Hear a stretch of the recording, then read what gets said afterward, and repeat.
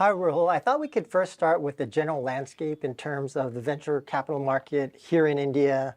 Like, how would you characterize the main industries that you or Stellaris invest in? And then in terms of gaming, since the audience here is largely interested in gaming, how does that fit in? Sure.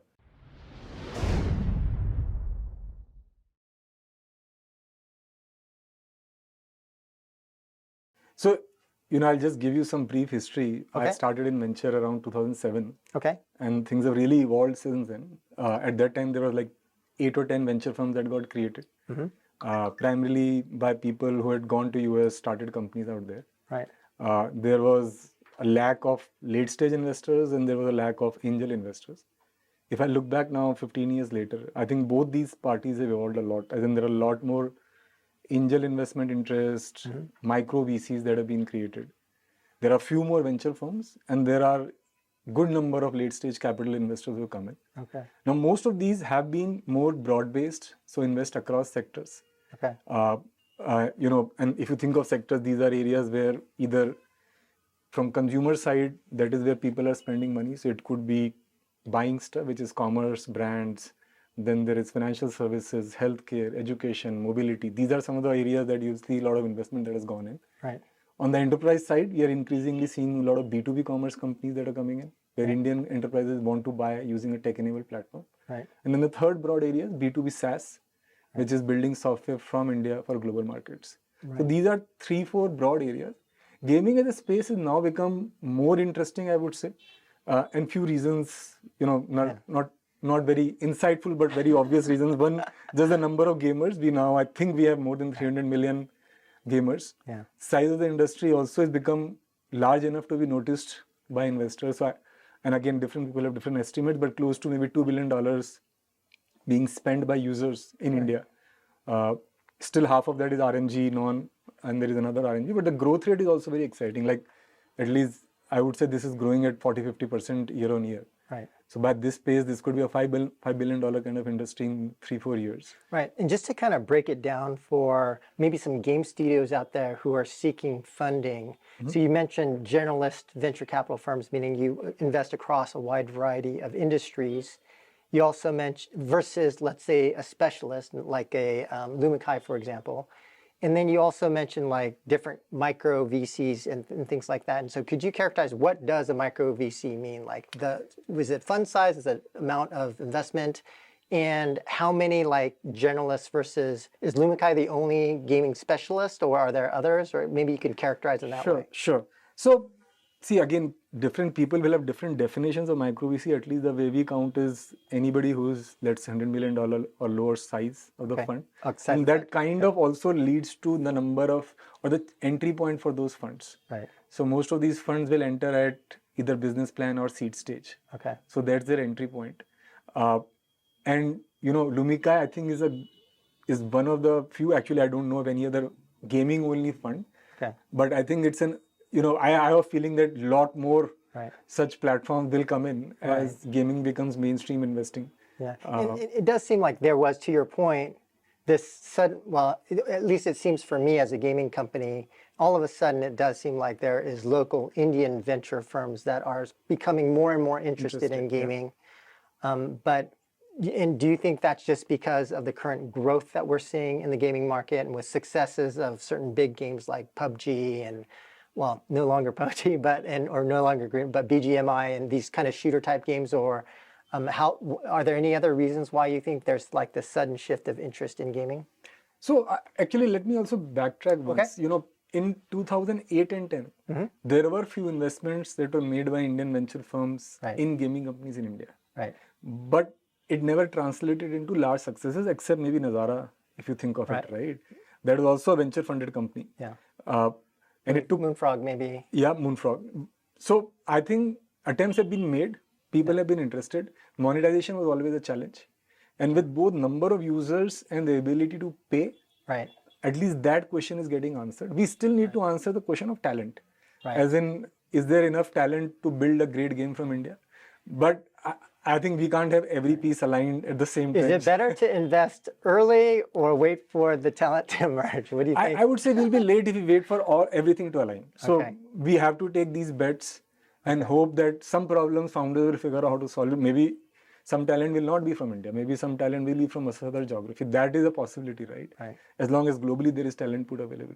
But I think the fact that market is there now, demand is there, means that we will see more founders come in and start gaming companies in India. Right. And then when it comes to Stellaris in particular, you guys generalist fund, I don't know the size of your fund but maybe you could just talk more about where do you or what are you looking for if a game studio came to you? What would be the profile? Would it be at the seed stage, Series A later? What should they have in order to be able to come in and pitch you?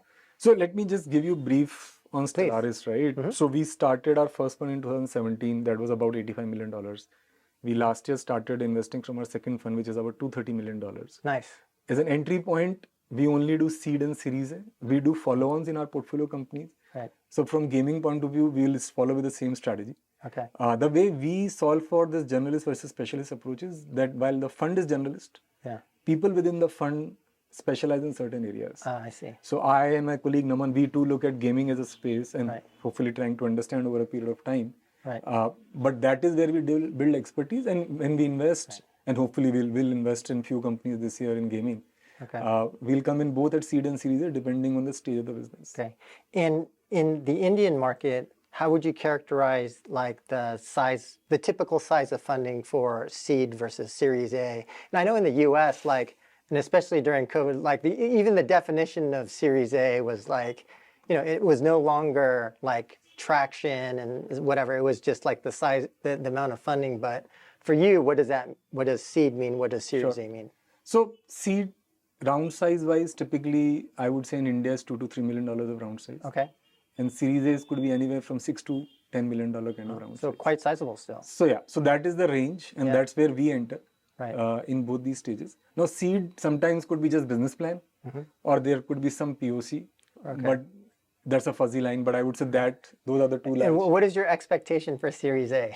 In terms of if you were to invest in a game studio, Series A check. What is your expectation in terms of product, traction, all that kind of stuff? So, see, game studio is one kind of business model in gaming. So, if we are talking specifically about game studio, I would say at least in Series A, they should have at least launched one or two games. And again, depends on whether they're doing casual or mid-core. It will be hard for them to launch mid-core game with just seed money, maybe. Right. Maybe they would have developed it and ready to launch kind of a stage. Right. But if let's say they were doing casual games as a gaming studio, then we would have expected at Series A, they would have launched 2 or 3 games, have some early feedback loop from consumer, both in terms of retention and some monetization starting to happen. So that's where Series A become interesting in a casual gaming studio. Right. Rahul, maybe the next question I could ask you is, if an entrepreneur comes to you from in terms of what you're looking for from the entrepreneur, are there any specific traits or characteristics that impress you or that would give you more confidence that a specific team or individual will be able to be more successful than others? Have you seen any sort of patterns in terms of characteristics or anything like that? So there are certain horizontal patterns, and then we tailor some to the sector that they're building the business in. Okay. So things like learning agility and experimentative nature, that stays horizontal. Right. Anything you're doing new, we believe that there is some learning you come with, but lot happens when you start the business. Okay. And how fast are you able to, as a personality, how fast are you able to learn? Right. Are you humble enough to listen to your customer at the same time have enough conviction to build something? Right. So that is one broad area that we look at. Team and leadership capabilities is the other thing that we look at. We don't believe that one can replace the founder 4 years down the line. So when we're backing a person, however young that person is, the idea is, can they build a team, leadership, can they scale with the business scaling? Right. That becomes very important for us. The third horizontal skill is storytelling. Now that kind of reflects in fundraising at times. That also reflects in convincing your team to stick behind you. In hard days, there is some storytelling that you do to your customers, to your employees. So that is another horizontal skill we look at. After that, there are few areas that kind of, becomes less or more important depending on the sector that you are in. So like hustle and execution capability, more important in execution heavy businesses, maybe not as important as, let's say, SaaS business.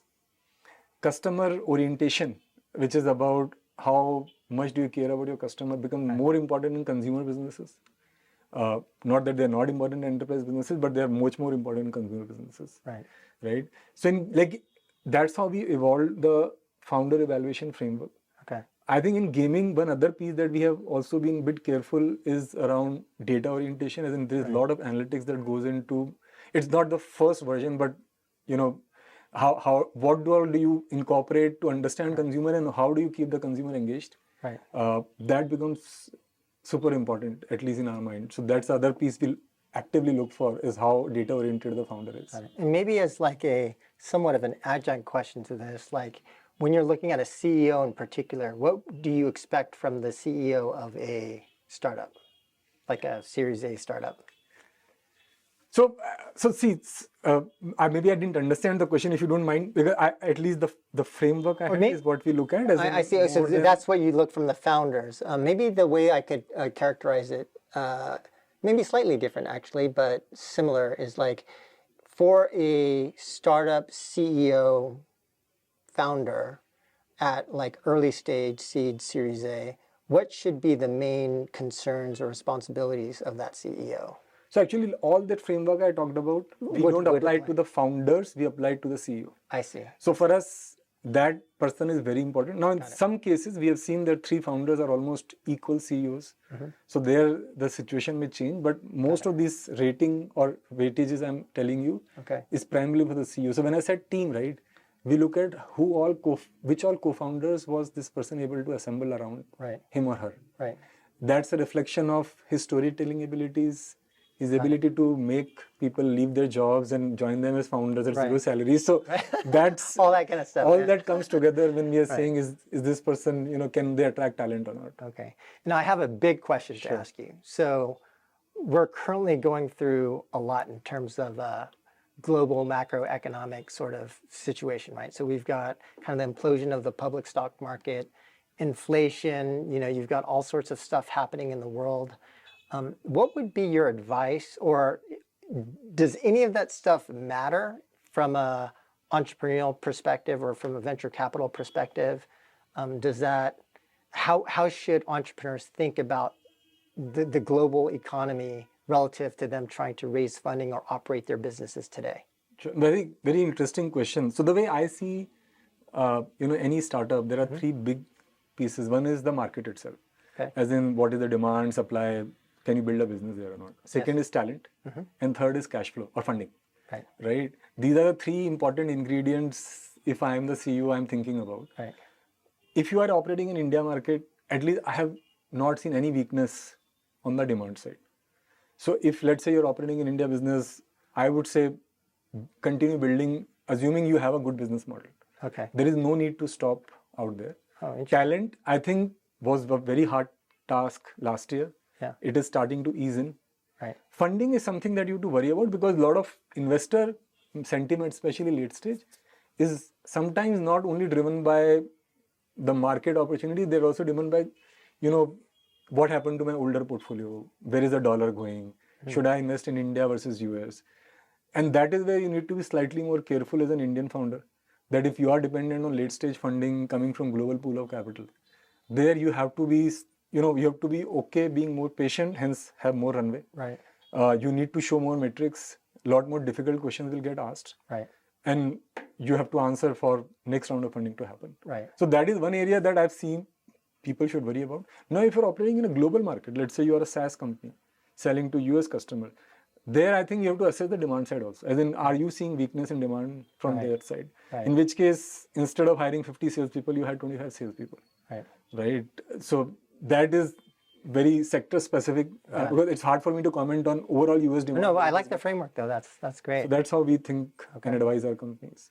Awesome. So very last question for you. So any advice for anyone trying to pitch Stellaris in particular? How could they get in touch with you? How can they impress you to try and get investment from you? So I would say one, and this is in some sense a question of hustle.